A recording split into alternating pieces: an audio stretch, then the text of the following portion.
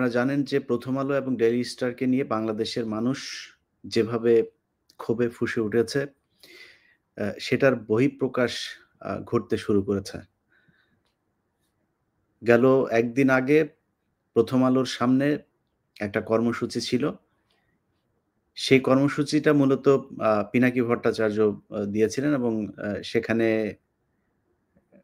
আমি জানি না টোটাল কতজন মানুষ ছিল। হয়তো ২-১০০ মানুষ বা ২-৪০০-৫০০ এরকম মানুষ ছিল। সেই মানুষগুলো সেখানে তারা গরু জবাই করবে, গরু জবাই করে তারপরে জিয়াফত করবেন। এরকম কিছু কথাবার্তা বলা হয়েছে সেটা দেখেছে। যাই হোক সেই কর্মসূচি এ নিয়ে আমার কোনো আ প্রশ্ন নাই বা সেই কর্মসূচিতে কি হয়েছে সেটা নিয়ে প্রশ্ন নাই। কিন্তু কর্মসূচিটার শেষের দিকে এসে পুলিশ সেখানে যেভাবে আক্রমণাত্মক আচরণ করেছে সেই আক্রমণাত্মক আচরণ দেখে মনে হয়েছে পুলিশ অনেকদিন বাংলাদেশের মানুষকে পেটায় না, আলেমদেরকে পেটায় না। সে পেটানোর সুযোগ পেয়ে তারপরে তারা পেটালো। সেখান থেকে ৫ জনকে ধরে নিয়ে যাওয়া হলো শাহবাগে। শাহবাগ থানা পুলিশ তাদেরকে কিছুক্ষণ পরেই ছেড়ে দিল। তেজগাঁ থানা পুলিশ তাদেরকে আটকে রাখলো পুরো ১ রাত। সারারাত আটকে রাখার পরে তাদেরকে তাদের পরিবারের লোকজন সেখানে যারা গিয়েছিল তারা বলেছে যে পুলিশের পক্ষ থেকে সকালবেলা তাদেরকে ছেড়ে দেওয়া হবে। সকালে সেইখানে উপস্থিত যারা ছিল তাদের ভাষ্যমতে একটা সেনাবাহিনীর গাড়ি আসে। ওই সেনাবাহিনীর গাড়ি আসার পর থেকে পুলিশের সাথে কি কথা বলে গিয়েছে তারা, তারপর থেকে পুলিশ বলছে যে তাদেরকে আ চালান দেওয়া হবে। চালান দিয়ে আপনার কোর্টে পাঠানো হবে। এটার পরে আমি এই কথা জানার পরে আমি সাথে লাইভে আসলাম। আমার গতকালকের আ আমার চ্যানেলটা যারা দেখেছেন প্রায় ৩.৫ ঘন্টা আমি একটা লাইভে ছিলাম। আমি সেই লাইভে থাকা অবস্থাতেই পুলিশকে যেমন অনুরোধ করছিলাম, সেই সাথে অ্যা যারা ছাত্র নেতা আছেন, বিভিন্ন রাজনৈতিক নেতা, পুলিশের ঊর্ধ্বতন কর্মকর্তা অনেকের সাথে কথা হয়েছে। তাদেরকে অনুরোধ করেছি যে তাদেরকে যেন ছেড়ে দেওয়া হয়। সেখানে যারা লোকজন ছিল তাদের একটাই দাবি তাদের সহকর্মী যারা সহযোদ্ধা যারা ছিল তাদেরকে নিয়ে যেতে হলে তাদের লাশের উপর দিয়ে তারপর তাদের কোর্টে নিয়ে যেতে হবে। শেষ পর্যন্ত পুলিশ তাদেরকে ছেড়ে দিয়েছে এবং একটা মুচলেখা দেওয়ার কথা ছিল। সেটা তো আমাদের ওইখানে যারা ছিল তারা রাজি হয় নাই। বরং পুলিশ তাদের কাছে ক্ষমা চেয়েছে যে এই কাজটা করা তাদের ভুল হয়েছে। তারা তাদের ছেড়ে দিয়েছে। আমরা কালকে তেজগাঁ থানায় যা ঘটেছে তত তত ওই ঘটনা পর্যন্ত আমরা মোটামুটি সন্তুষ্ট। কিন্তু একটা জিনিস বুঝতে হবে যে এই ঘটনা নিয়ে যার সাথেই কথা হয়েছে অনেকেই আমাকে বুঝিয়েছেন যে এই ধরনের কর্মসূচি দিতে গেলে আ আওয়ামী লীগ এখন সুযোগ নিবে। এটা আমরা যেমন বুঝি, আপনি যেমন বুঝেন, এটা বাংলাদেশের গোয়েন্দা সংস্থা যারা আছে, পুলিশ যারা আছে তাদেরও বুঝা উচিত। যারা এখন সরকারে আছে তাদেরও বুঝা উচিত। যে কোনো একটা বিষয় নিয়ে যদি আন্দোলন হয় সেটার সুযোগ এই আওয়ামী লীগ নিবে এবং আওয়ামী লীগের যে প্রেতাত্মা যেসব গোয়েন্দা সংস্থা এখনো আওয়ামী লীগের লোকজন আছে, পুলিশে যারা আওয়ামী লীগের লোকজন আছে, গতকালকে আপনারা দেখেছেন যে মানুষকে ৳২,০০,০০০ ৳৫,০০,০০০ ৳১,০০,০০,০০০ লোন দেওয়ার কথা বলে বিভিন্ন জায়গা থেকে মানুষজনকে ভাড়া করে তারপর ঢাকায় নিয়ে আসা হয়েছে। তো এই ধরনের অনেক ঘটনা তারা ঘটাতে পারেন। আপনারা যেমন জানেন আমরাও এটা জানি। কিন্তু সেটা বন্ধ করার জন্য আমাদেরকে যেমন দায়িত্ব নিতে হবে, আমাদেরকে যেমন দায়িত্বশীল হওয়ার অনুরোধ করেন, আপনাদেরকেও ঠিক ততটাই দায়িত্বশীল হতে হবে। বাংলাদেশে 'প্রথম আলো' এবং 'ডেইলি স্টার' এই দেশকে জঙ্গিবাদ বানানোর জন্য সারা পৃথিবীতে তারা সংবাদ প্রচার করে সারা পৃথিবীকে জানিয়েছে এটা একটা জঙ্গি রাষ্ট্র। এই ব্যাপারে যদি কারো কোনো দ্বিমত থাকে তাইলে এসেন। আর সাংবাদিক হইলেই যা মনে চায় তাই করেছে তাদের ব্যাপারে কোনো কথা বলা যাবে না, বললেই গণমাধ্যমে টুটি চেপে ধরা হবে। এরকম কিছু সুশীল মার্কা ওই যে ডক্টর জাহিদুর রহমান কারা আমরা কিন্তু চিনি। আপনারা যে ওই চারুকলার এইসব বাম-টাম এগুলোরে আমরা চিনি যে আপনাদের ইসলামের কথা শুনলে যে ছ্যাদ করে ওঠে, এটা আমরা খুব ভালো করে জানি। সো আপনারা এখন সুশীলগিরি মারায়া তারপরে বলতে আসছেন যে 'প্রথম আলোর' এই তাদের এডিটোরিয়াল আ আ যেই পলিসি সেটাকে তাদেরকে স্বাধীনতা দিতে হবে, গণমাধ্যমের উপর করা হবে না। আপনার মতো এরকম বহু সুশীল দেখে আসি 'প্রথম আলোর' ওইখানে যায়া পা চাইটা ২,০০,০০০ ৫,০০,০০০ টাকা নিয়া তারপরে ওদের পা চাইটা এখানে এই কলাম লেখে। এগুলো বহু দেখে আসছি আমরা। এই দেশে এই আবুল আসাদের কথা মনে আছে? আবুল আসাদের কথা আমরা খুব মনে আছে যে কলারে ধরে ঘাড়-টাড় ধাক্কা দিয়ে কিভাবে তাকে অফিস থেকে বের করে দেওয়া হয়েছে। কোন অপরাধ ছিল তার? মোসাদ্দেক হোসেন ফালু এই দেশে থাকতে পারে নাই। একুশে টেলিভিশনের চেয়ারম্যান ২ বছর জেলখানায় ছিল। এই দেশে মাহমুদুর রহমানের কি অবস্থা হয়েছে তা দেখেছে। একের পর এক গণমাধ্যম এখান থেকে হয়েছে, এখানে সাংবাদিকরা চাকরি করতে পারে না, দেশ থেকে বের হয়ে যেতে হয়েছে। কনক সারোয়ার, তার সাথে তাকে জেলখানায় রাখার পরেও সরকারের শান্তি হয় নাই। তার বোনকে পর্যন্ত জেলে থাকতে হয়েছে প্রায় ১ বছর। কই ছিলেন তখন? তখন এই দেশে এডিটোরিয়াল যে পলিসি, সেই পলিসি কোথায় ছিল? এই যাদের কথা বললাম, এরা তো অপরাধ করে নাই। এরা তো এই দেশ বিক্রি করে নাই। 'প্রথম আলো', 'ডেইলি স্টার' একদম প্রমাণ করে দিয়েছে। কারো বাপের যদি সাধ্য থাকে, আমি একা বসবো 'প্রথম আলোর' যত বুদ্ধিজীবী আছে তাদের বুঝাইতে হবে যে কোন এডিটোরিয়াল পলিসির মাধ্যমে এই দেশের এই আলেমরা যখন আটক থাকে তাদেরকে অজ্ঞাত স্থানে রাখা হয়। বছরের পর বছর সেইখানে গিয়া 'প্রথম আলোর' সাংবাদিক উপস্থিত থাকে। 'প্রথম আলোর' যে নিউজগুলো করেছে জঙ্গি তকমা দিয়ে, সেই মেজর জিয়া থেকে শুরু করে হারুন ইজহার, জসিমউদ্দিন রহমানি, এদেরকে যে জঙ্গি বানানো হয়েছে এর জবাব 'প্রথম আলোকে' দিতে হবে। 'প্রথম আলোর' অফিসের সামনে গিয়া গরু জবাই করা, নামাজ পড়া, ওগুলি নিয়া আমার কোনো নাই। আমি ওই কর্মসূচি দেও নাই। ওরকম কর্মসূচি যদি কেউ দেয় আমি তার প্রতি আমার সম্মতি থাকবে। কিন্তু আমার কথা হচ্ছে যে তাদের ব্যাপারে কিছুই বলা যাবে না। একেকজনের কর্মসূচি একেক রকম হবে, খুব স্বাভাবিক। কিন্তু 'প্রথম আলোর' ব্যাপারে আইনগত ব্যবস্থা নিতে হবে। যে মামলাগুলো এখন চলমান আছে, যে মামলাগুলো হচ্ছে, সেই মামলাগুলোর ব্যাপারে পুলিশকে পদক্ষেপ নিতে হবে। যারা এখনই আগে থাকতে এইসব জানার পরে এটা বলার চেষ্টা করছে যে 'প্রথম আলোর' ব্যাপারে কিছু করা যাবে না, তাদেরকে একটু সাবধান হয়ে কথা বলতে হবে। গতকালকে সময় টেলিভিশনকে হুঁশিয়ার করে দিয়েছিলাম যে তাদের ব্যবস্থা নিতে। এইখানে নিউ ইয়র্কে আছে যে ছাত্র আন্দোলনের ব্যাপারে সরাসরি তাদের বিরুদ্ধে কাজ করেছে।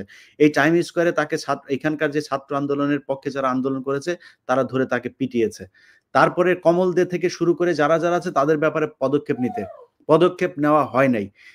গতকালকে আপনাদেরকে আমার ফেসবুকে জানিয়েছি, তাদের যে জুবায়ের সহ ২ জন হত্যা মামলার আসামি হয়েছেন। এরকম ১ম আলোতে কে কোন দিক দিয়ে কোন হত্যা মামলায় ঢুইকা যাবে এর কোনো ঠিক ঠিকানা নাই। সো তাদেরকে সাবধান হয়ে চলতে হবে। যারা মনে করছেন যে বাংলাদেশে সাংবাদিকতা করবেন, যা মনে চায় তা করবেন, যা মনে চায় তাই করেছেন, এটার কোনো বিচার নাই। আপনাদের পেছন থেকে এখনো আমরা সইরা যাইনি। এত সহজ মনে করলে হবে না। হিসাব ১৫ বছরের। এর কড়ায় গণ্ডায় দিতে হবে। তো যারা 'প্রথম আলো', 'ডেইলি স্টার' সহ কালবেলার সন্তোষ শর্মা, এদের যার এই জঙ্গি সম্পৃক্ততায় যারা বাংলাদেশে হাজার আলেমকে জেলখানায় রেখেছে, হাজার আলেমকে গুম করেছে, খুন করেছে, তাদের এটার জবাব দিতে হবে। এটার জবাব দেওয়ার জন্য কে কোথায় কোন আন্দোলন করলো, কি করলো সেটা নিয়ে সমালোচনা করার চাইতে তাদের বিচার করতে হবে। কারোর যদি কোন থাকে, কারোর যদি কোন তর্ক-বিতর্ক করার ইচ্ছা থাকে এসেন, তারপরে বললেন যে 'প্রথম আলো', 'ডেইলি স্টার' এর কেন বিচার হবে না? তো 'প্রথম আলো', 'ডেইলি স্টার' বন্ধ হবার কোন দরকার নাই। তাদের এই ঘটনার সাথে মতিউর রহমান, মাহফুজ আনাম, টিপু সুলতান, সাবিয়া আলম থেকে শুরু করে এই গোলাম মর্তুজা যারা জড়িত ছিল, তাদের সবার বিচার হইতে হবে। এই বিচার যদি না করা হয়, এটার জন্য যতদিন আমরা একটা পর্যায় পর্যন্ত অপেক্ষা করব। তারপরে দাড়ি টুপিওয়ালা লোকজন দেইখা বিদেশীরা কি বলবে না করবে, এই দেশে প্রধানমন্ত্রী আর মন্ত্রী হইয়া ডাল, চাল, জনগণের ত্রাণের টাকা চুরি করার স্বপ্ন আমাদের নাই। সো আমি ব্যক্তিগতভাবে আমার কথা বলি, আমার যতটুকু আল্লাহ গ্রহণযোগ্যতা দিয়েছে, যতটুকু ক্ষমতা দিয়েছে, ততটুকু শেষ রক্তবিন্দু পর্যন্ত চেষ্টা করে যাব 'প্রথম আলো', 'ডেইলি স্টার' এর বিচার করতে। অতএব সরকারকে বলবো, আপনারা চান দেশ অস্থিতিশীল না হোক, আমরাও চাই। ইউনূস সরকার একটা সফল সরকার হোক। সারা জীবন ইউনূস সাহেব সফল হয়ে এসেছেন। জীবনের শেষ প্রান্তে এসে তিনি সফল হোক আমরা চাই।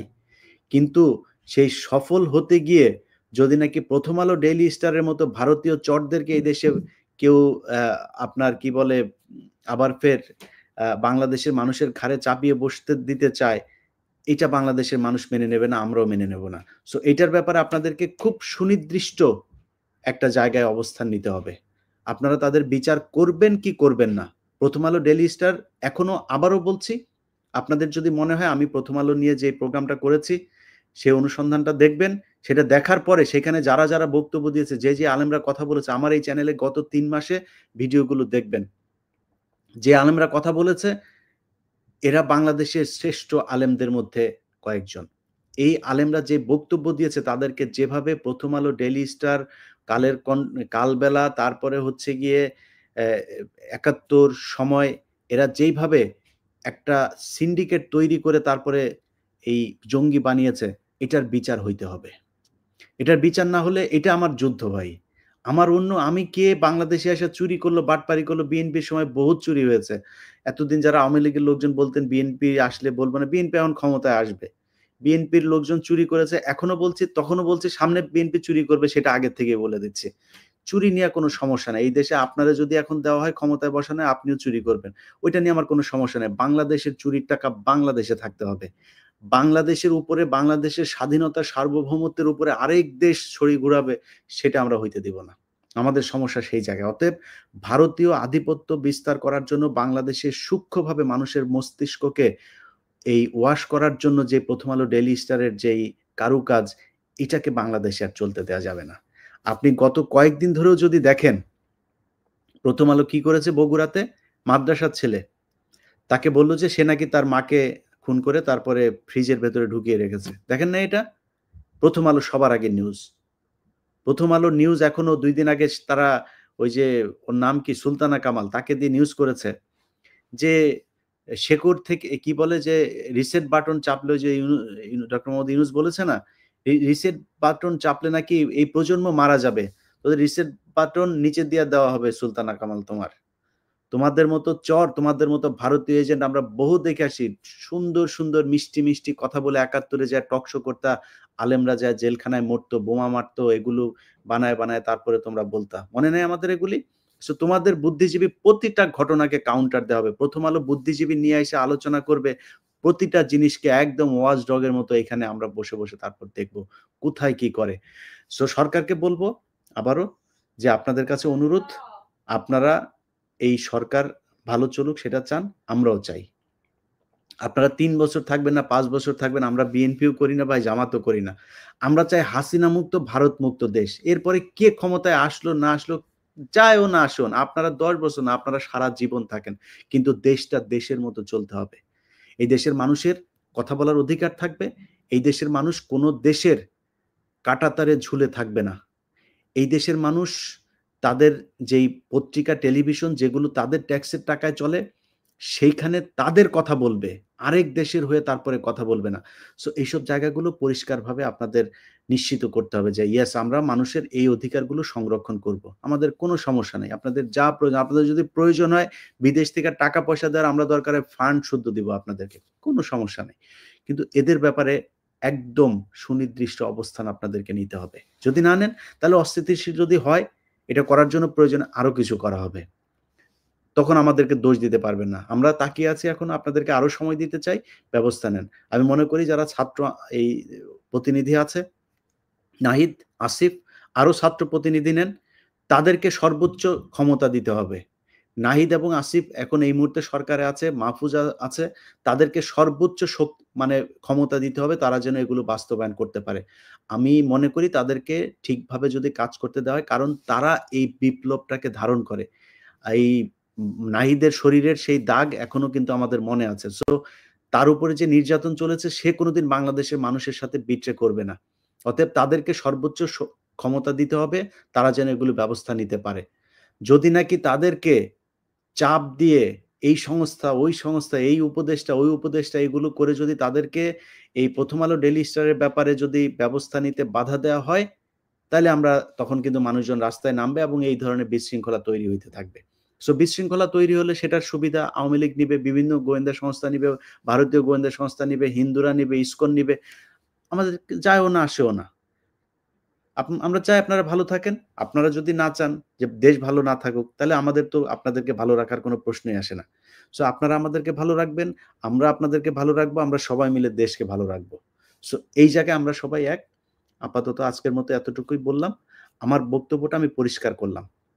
আমরা দেশটাকে অস্থিতিশীল করতে চাই না। যাদের সাথে গতকালকে অনেকের সাথেই কথা হয়েছে, যারা বলেছেন যে আমাদের এইটার কারণে অনেকে এখানে ৩য় পক্ষ এসে তারপরে বিশৃঙ্খলা তৈরি করতে পারে, অস্থিতিশীল একটা পরিস্থিতি তৈরি করতে পারে। এটা আপনারা যেমন বলেছেন, এটা আমিও জানি, আপনাদের কথা মেনে নিলাম। আপনারাও আশা করি আমাদের কথা মেনে নেবেন।